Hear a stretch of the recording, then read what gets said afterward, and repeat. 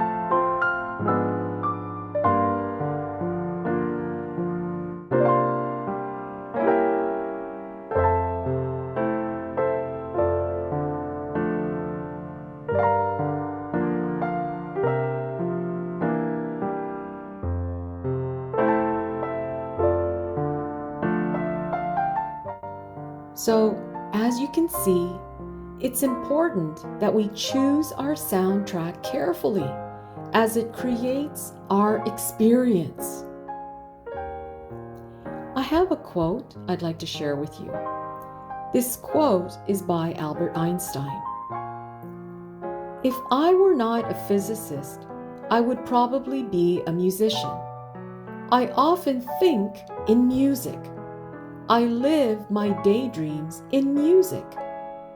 I see my life in terms of music.